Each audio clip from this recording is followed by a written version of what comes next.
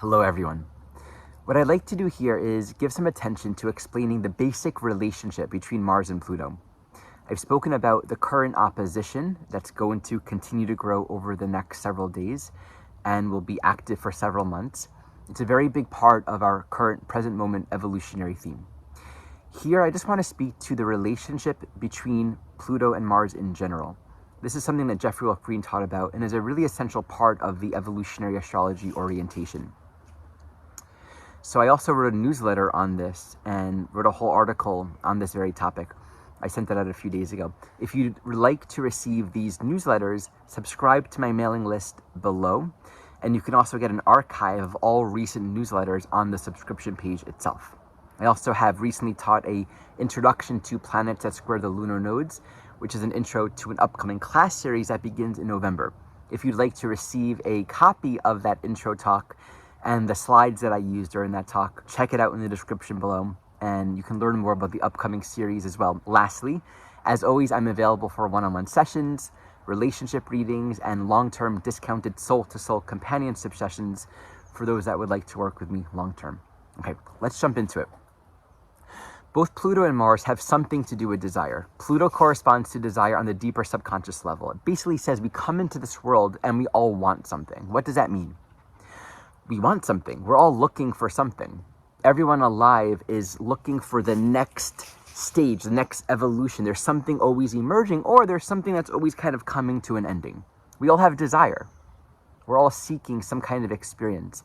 And from the Pluto point of view, the essence of desire is to osmose and form relationship with the fullness of this human experience, to learn from it, to grow from it, to osmose it, learn something, integrate more of who we are, and move on. It's an ongoing process of generating desire and exhausting desire. On its own, the archetypal dynamics of Pluto, think of it in a natal chart or in transit, says on a predominantly subconscious level, there's something underneath the surface impelling your human life. You're here to work something out. You're wanting to experience something. And we're not like consciously thinking about it moment to moment, right? I'm not getting into a relationship and I'm consciously thinking, I'm here to work out underlying desires for being approved of and liked and learning through the relationship experience. What's more alive is the imminent present moment desire nature of that particular experience. This person, this experience, these feelings, the triggers that are coming up. The things that we're aware of are the feelings and the perceptions that we hold of our external reality and relative to our external reality. What we're not generally aware of is the deeper psychological content underneath those feelings or underneath those perceptions. In other words, we can know that someone saying something makes us feel a certain way. We can also identify the thoughts we have about that person. What we don't always know is why we feel that way, why we have those thoughts, right? So the underlying nature of Pluto corresponds to the deeper psychological, predominantly unconscious motivation behind everything that we're doing in this life. And we're impelled into life experience. And relative to desire, we're going to feel craving and we're going to feel aversion. Some things are going to feel very wanted and it's going to make us feel very good and powerful and secure. And some things will induce our deepest insecurities. It all points back to where we're continuing to evolve. Where I want to go with this teaching in linking Mars and Pluto is this. Since we can understand that perception corresponds to Pluto, and I'm going to explain why in a moment, we're going to have to understand why it is that what we perceive is the determinant of what we then choose to do. So let's talk about perception. We oftentimes think that what we perceive is a matter of fact, right? Like, that person was mean to me. It's more so true that what we perceive is an extension of what psychological content is happening on the inside. And I'll give you a little story. When I was in 4th grade, we were doing vocabulary words. And I remember my teacher called on me, and I think the word was slender. And she asked me to define what is slender, right? Now, my teacher was a heavier lady. So was my mother. I don't think I had any negative associations with being heavier, right? It wasn't unattractive to me. It wasn't a bad thing. It just sort of was, right? But I knew the difference between heavy and slender. So I said something like, slender is the opposite of, and then I said my teacher's name. My teacher was livid. She was really offended. And I think there was some disciplinary action that happened as a result.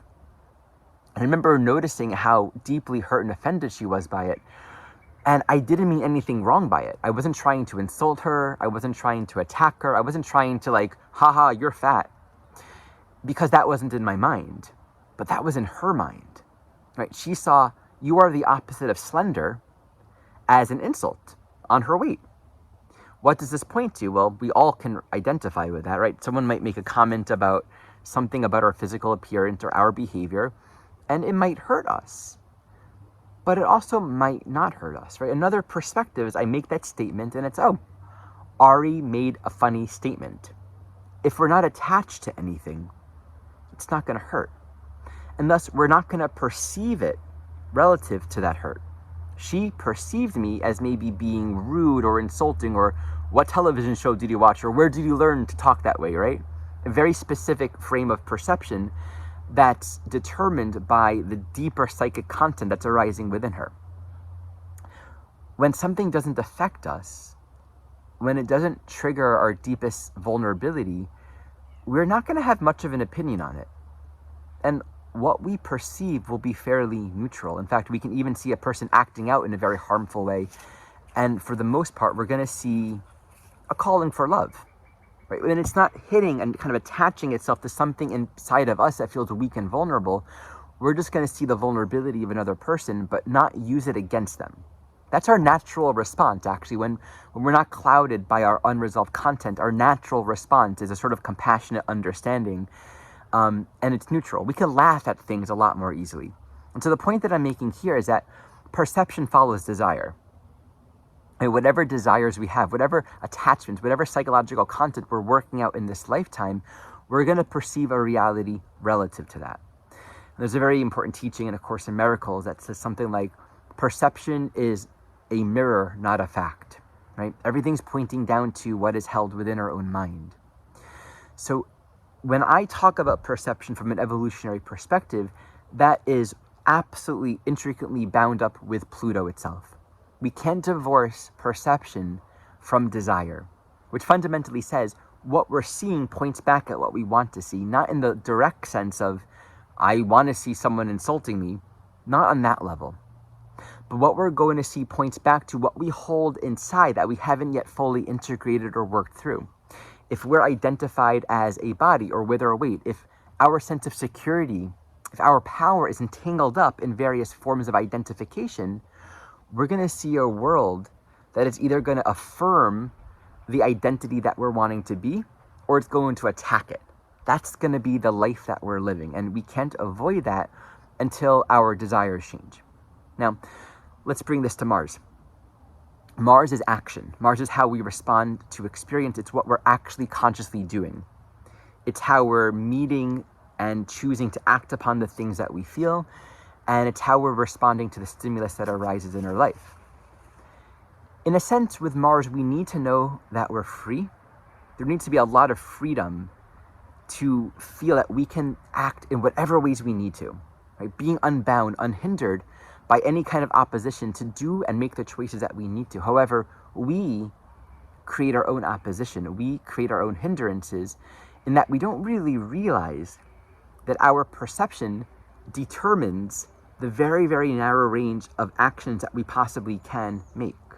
Relative to what we perceive out there, we're going to respond to that which we think is out there.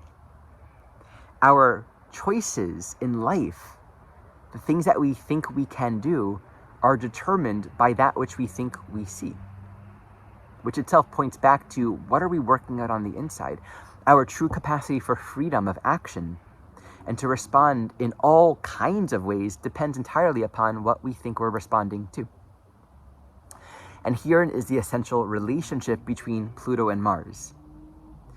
Pluto is, you can say, the command system. It's the DNA, it's the program. You can think of Mars as, in a neutral sense, the soldier that's carrying out the command. Like, Mars has no intelligence on its own.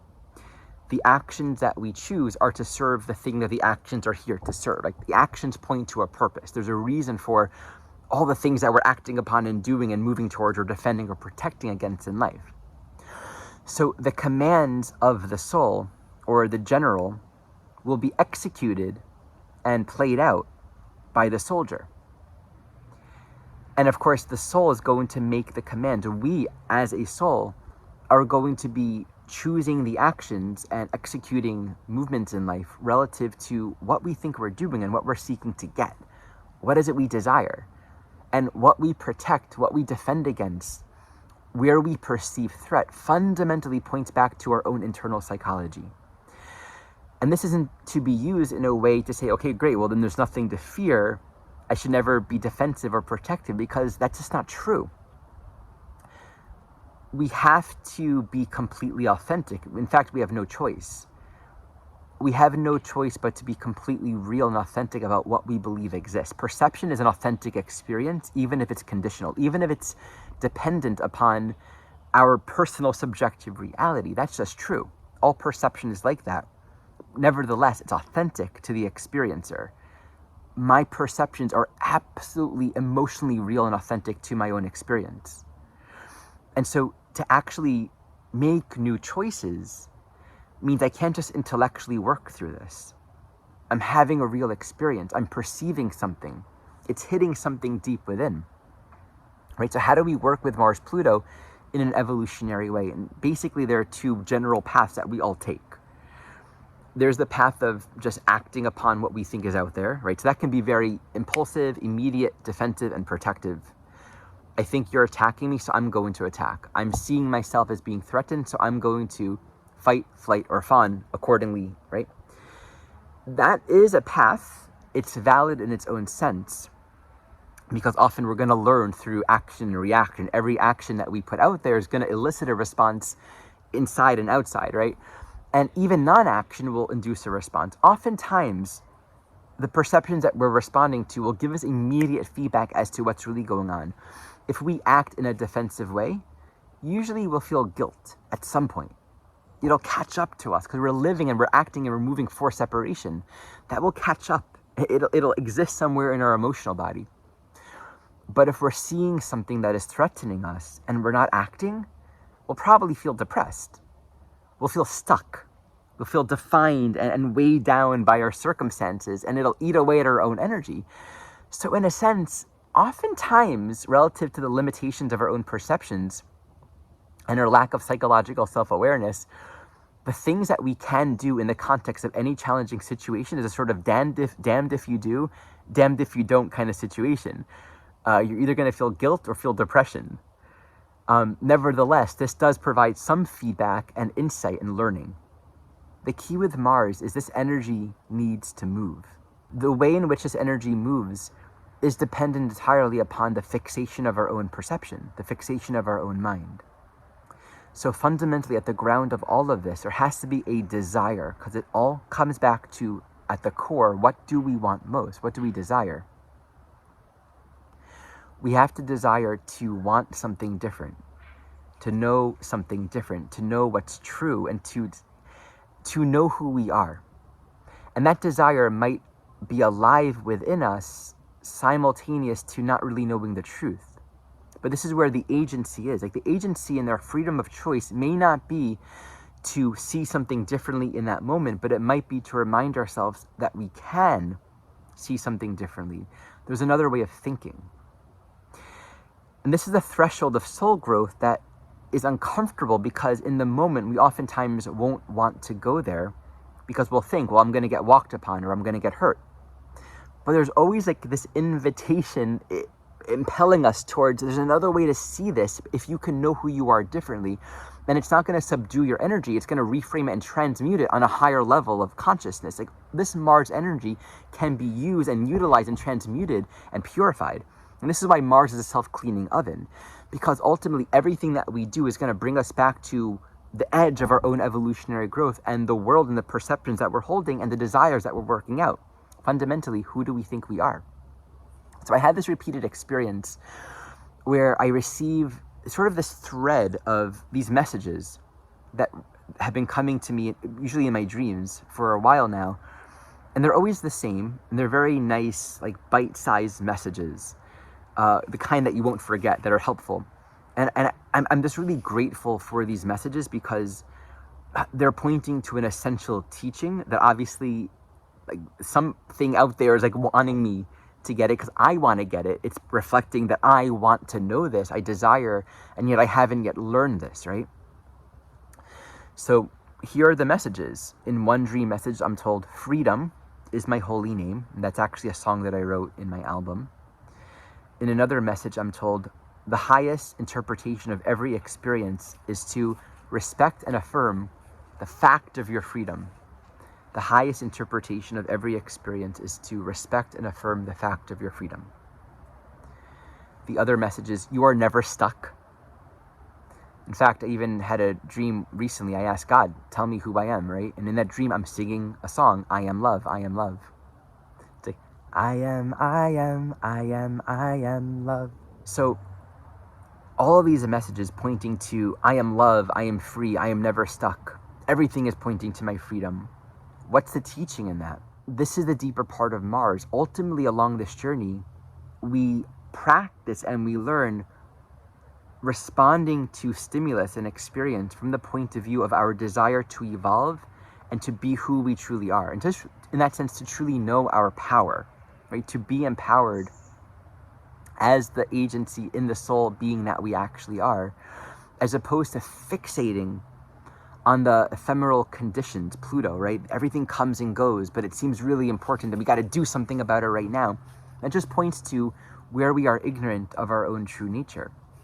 So in times like these, I think there's a great opportunity for a transmutation of a lot of energy, for a whole lot of spiritual growth.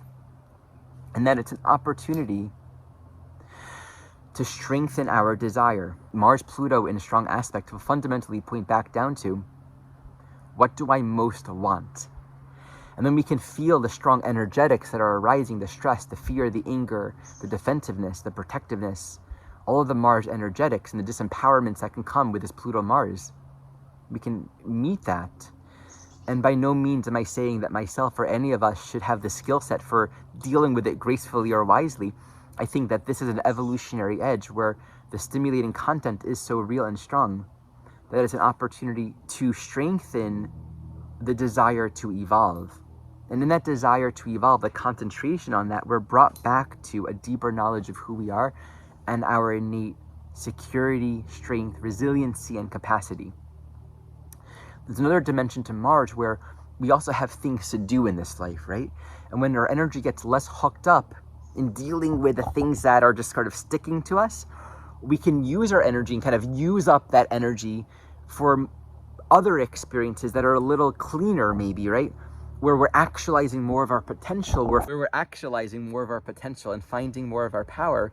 And in that sense, you know, using this energy that would otherwise go in all kinds of entanglement and defensiveness. And that becomes another way in which we're learning to sort of churn the compost of our own soul psychology and bring out a greater agency, a greater level of empowerment in our own life. All right, everyone. As always, thank you so much for watching.